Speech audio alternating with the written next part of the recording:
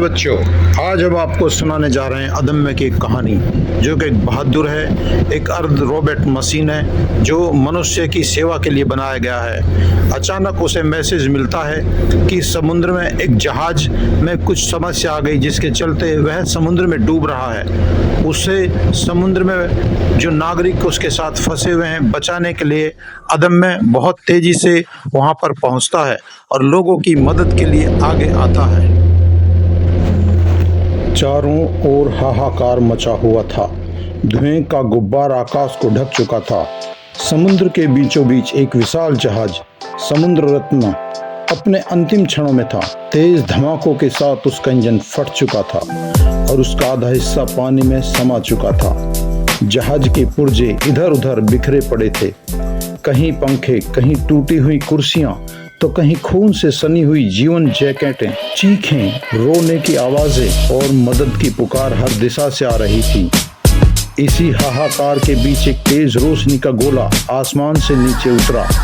वह था अदम्य, एक अर्धमानव, अर्ध मशीन, एक भावुक रोबोट जिसे विशेष आपातकालीन रेस्क्यू के लिए तैयार किया गया था। उसकी आंखों में संवेदना की चमक थी और सीने में डेटा की नहीं बल्कि करुणा की धड़कन थी। सभी लोग शांत रहे, मैं आपकी मदद के लिए आया हूँ। अदम्य की आवाज धुएं और चीखों के बीच गूंज उठी। वह बिना रुके, बिना थके एक एक कर लोगों को जहाज के टूटे हिस्से से निकालने लगा। किसी का पैर फंसा था तो किसी को लकड़ी की सहतीर ने दबा रखा था। अदम्य अपने हाइड्रोलिक हाथों से उन्हें उठा कर सुरक्षित नावों तक पहुंचा रहा था। इसी बीच उसकी नज़र जहाज के ऊपरी डेक की टूटी खिड़की की ओर पड़ी। वहाँ एक छोटी बच्ची मुश्किल से 5 साल की अंदर फंसी हुई थी। उसके कपड़े फटे हुए थे, चेहरा धूल और आंसुओं से सना था। वह मदद के लिए पुकार रही थी, मम्मा मुझे बाहर निकालो, मम्मा मुझे बाहर निकालो। अदम्य उस ओर दौड़ा। ऊपर तक चढ़ते हुए उसका एक पैर फिसला, लेकिन वह रुका नहीं।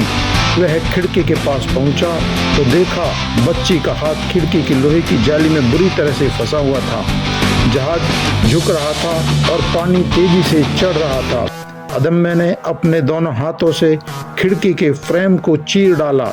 बच्ची डर से कांप रही थी, लेकिन अदम्य ने उसका हाथ धीरे से छुड़ाया और उसे अपनी बाहों में समेट लिया। बच्ची ने रोते हुए उसका गला पकड़ लिया। मुझे डर लग रहा है अंकल, उसने कहा। मैं हूं ना। जब तक अदम्य है डरने की जरूरत नहीं, उसने बहुत नर्म आवाज में कहा। नीचे उतरते हुए जहाज की एक दीवार ढह गई। अदम्य ने अपने शरीर से बच्ची को ढक लिया। लोहे की एक बड़ी सीट उसकी पीठ पर आ गिरी, पर उसने एक आह तक नहीं भरी। वह उस बच्ची को कसकर थामे रहा।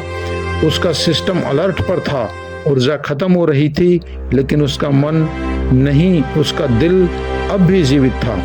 आखिरकार वह अंतिम नाव तक पहुंचा और बच्ची को सुरक्षित सौंप दिया। लोग तालियां बजा रहे थे, वे बस रो रहे थे। करुणा और राहत के आंसू उनकी आंखों से बह रहे थे। एक बचाव कर्मी ने पूछा, तुम अब और नहीं चल पाओगे? अदम्य, तुम्हारा सिस्टम डैमेज हो चुका है।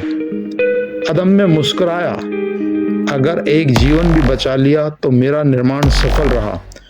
फिर वह चुपचाप नीचे बैठ गया। उसकी आंखों की नीली रोशनी धीमी पड़ने लगी, लेकिन उसकी छवि सबके दिलों में अमर हो गई।